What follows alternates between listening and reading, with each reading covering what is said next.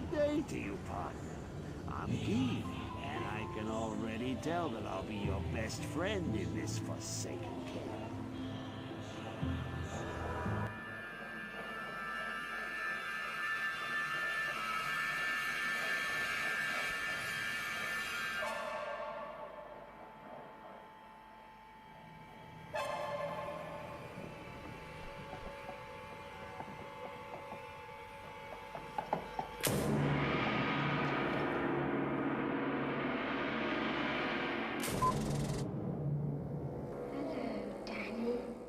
Hey guys, Weed Solo here, aka the Skeleton King. Or Lazarus the Traitor. That is fine, you can call me that. I can accept who I am. I was playing this season and an old friend joined one of my games, and I was actually taking screenshots and I was alerting to him that I was going to ban him for griefing and hacking my account. And because I was like, well, how could you know my password? And he said, well, wheat sucks. And I was like, oh, facts. Okay, never mind, you're cool. And as you can see, I do not have CBF for this map. This is the first map I did a summons on. My gear is basically the same as the other videos. The only difference is now I have an Act 5 Merc who has like a good weapon, and that's about it. As you'll see, I kind of cut some of the inventory blah I did. If anyone's concerned about how long it actually took me to do this map, that means all corruptions. No, it doesn't mean all corruptions. But from when I open the map to when I finally exit and consider it clear, and I clear it way too much, to be honest. The reason I clear it so much is because I was kind of concerned about the IAS mods on it, and obviously I don't have CBF. That is the ring I get like right after this, but there's other options, guys. Budget, Rite of Passage. You could just buy it for like a shard. If you do Rite of Passage, a great thing to put on it is going to be the Laying of Hands or the Telling of Beads Amulet. The reason why is you can also get this sick belt that I ended up using anyways. Like, it's got good stats, FHR, and res. And then if you start to complete the set, you can actually see it gives you a lot of good stats. And that kind of brings me to another point. Like, let's say you don't have a Raven Frost, but you do get a Rite of Passage. That rest of that set is actually pretty good on day 1 to day 3. And then what about like a G-Face, right? You put that on your Merc. Well, actually, if you put on William's Pride or Magnus Skin, look at that 100% damage to undead on the 3-piece. That is so good for a Merc. So my Merc does have a G-Face. He has a Goblin Toe. And then I believe he has Saigon's Gauge and then Saigon's Belt. And why I bring that up is because the 2-piece for Saigons is actually quite good. But if I had had it, I might have actually gone for that other set bonus instead, because bonus damage is amazing. Right there you saw Arathas. I don't know how to pronounce it, but that's another set you could look forward to if you're a passives on, because it has so many amazing bonuses if you complete the set. Like, you could play it for a summons on into hell, I guarantee it. And then, like, what if you're Merc, you don't have any of what I'm talking about? Well, Death's Hand is actually amazing because the gloves are good, the sass is good, the 2-piece is good, and the complete set is pretty good. Like, the gloves and the belt are legit Merc gear in-game. I'm, like, not even kidding, because the most dangerous thing to an Act 5 Merc is not being able to regen health. As you can see, those are those Saigon Gauge gauntlets I was talking about, and actually the complete set is pretty underwhelming, and that's because Saigon's is already just a very good set in general, and the items give very good bonuses. What about other things you could do if you don't find any of this crap? You could make a Lionheart. And I think he still has that on in this video. I believe it's Lionheart, Goblin Toe, Saigon's Belt, Gloves, G-Face, and a Cranium Basher. No, Stone Crusher, that's right. Another option would be the IK Maul. Again, I said that Crushing Blow is broken. It is, okay? Whirlwind is the reason I was able to do this map as fast as I was. Eventually, I do find a Tooth Throw. I didn't find it for this video, but Deadly Strike is so good. Like, Tooth Throw is not what it once was, but for Mercs, it's still an incredible option. If you happen to run an Act 2 Merc for this build, which I think is a solid choice for the Blessed Aim, Deadly Strike, Critical Strike bonus, then you're going to want to get a Reaper's Toll. It has a high chance to cast Amp, and in fact, I could see it being a better option than Act 5 early. It's just hard for me to give up Whirlwind Crushing Blow. But just the fact you have a consistent high-level Amp proc, and you get Blessed Aim, which gives you some Deadly Strike, that does seem like a pretty quality option. And like I said, God, I wish I had CBF for this video. It's like hurting my eyes seeing that. My cast rate is too low, my FHR is too low, and I don't have CBF, and my attack speed is too low. Everything's too low. As you'll see, I just picked up a 3-piece armor. That's actually a really big deal because my gear has very low defense. And defense, when you have a bow, it's kind of hard to get high defense. But listen to me right now. Every point of defense matters than you realize it. And every time I upgraded my gear or got slightly more defense on my gear, I was hit that less. So like right now, the enemies have about a 70% chance to hit me. When I get all the defensive upgrades that I do from this map, which is just a Archon plate piece, and then I upgrade my circlet and boots, it drops down about 5%. And if you do that from a whole map from start to finish, that's a lot of times you're not getting hit, not put into frame recovery, and then, you know, not dying as much. That sounds pretty good, right, guys? So as you can see, this build is a little awkward mapping early on, but it definitely can clear. I have absolutely no skillers. Now, I do have, well, it's a harmony, and I have an amp proc bow. You wouldn't call that good. But I have pretty solid bolts, I have a solid circlet, and I have a solid glove. And you might not have that good, but I don't have like an arachnid mesh. I don't have any skill rings. I just have a plain +3 amulet. You could get that so easy, I promise. And I promise you could get all of the plus skills I have, but you might not get as much FCR. Or if you got the same amount of FCR, you might have to drop 1 or 2 skills just based on the drops going around on that first day. If you're wondering about everything else I have, it's basically entirely res. I have res rings. Like I said, I don't even have a fucking CBF ring right now. It's driving me nuts. And like all of my charms are for res.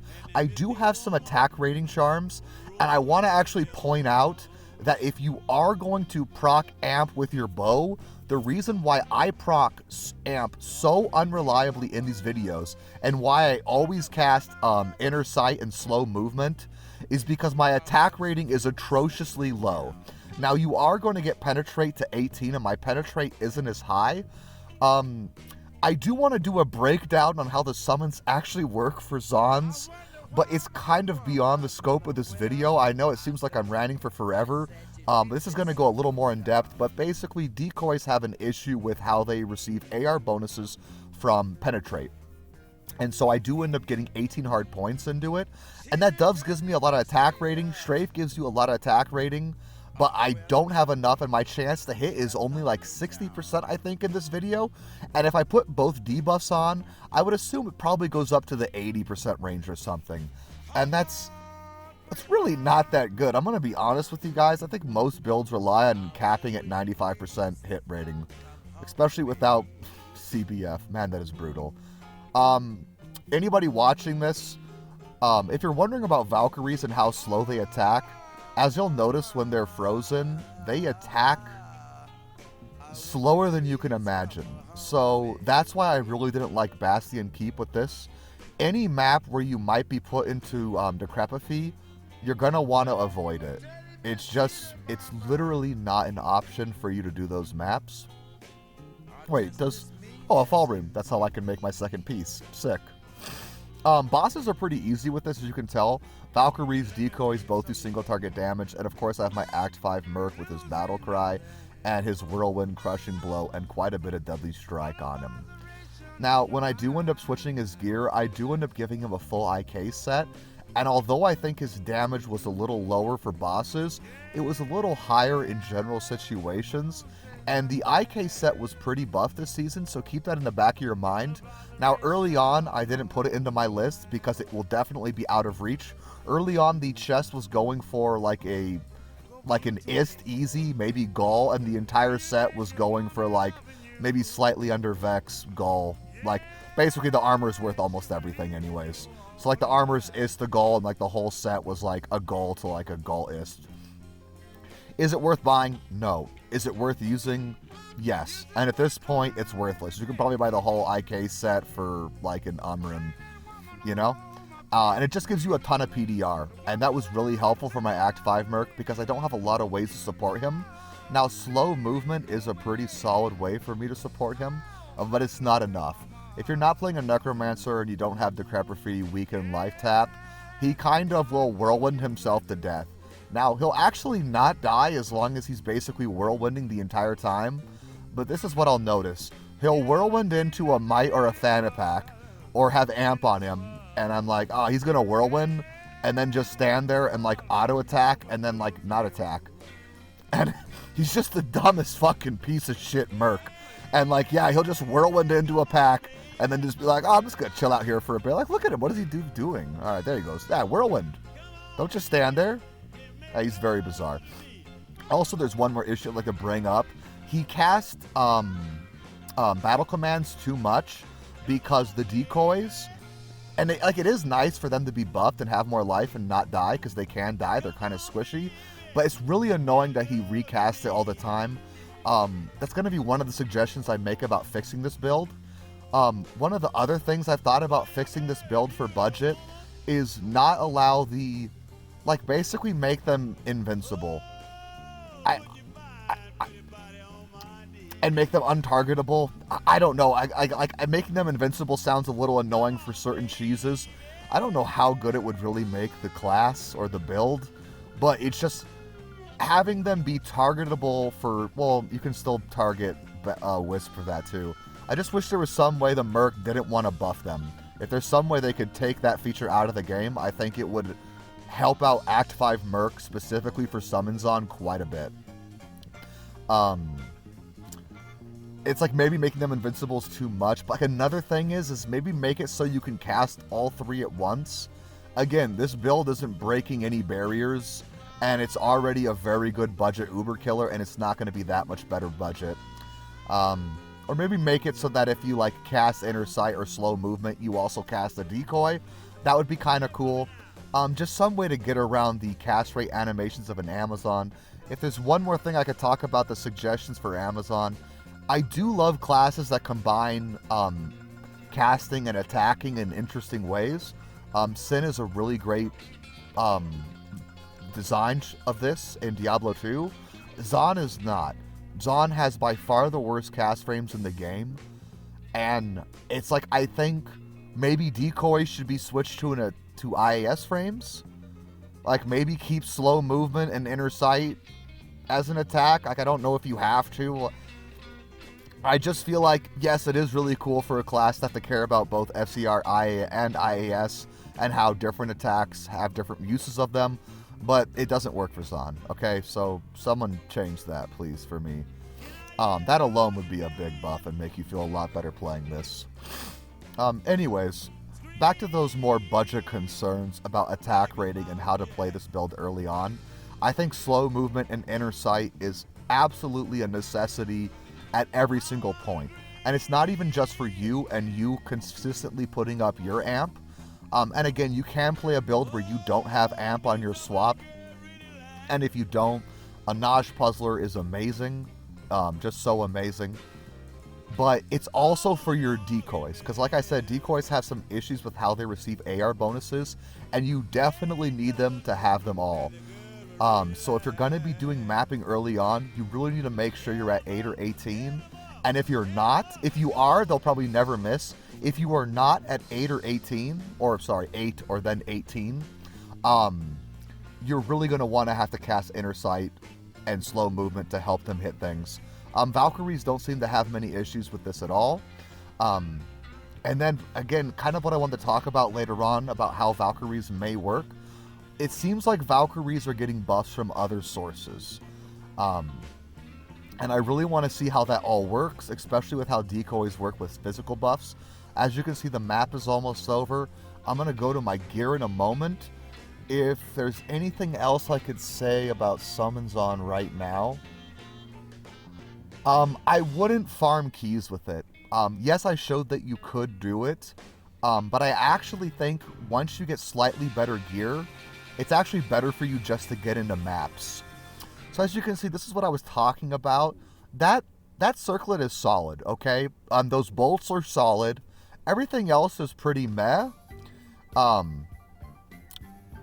But those gloves are going to be really nice too. And then of course I just have res rings. Nothing else special going on. They're actually not even very good res charms. But it does work, and I do hit pretty high reses, and I don't worry about dying too much.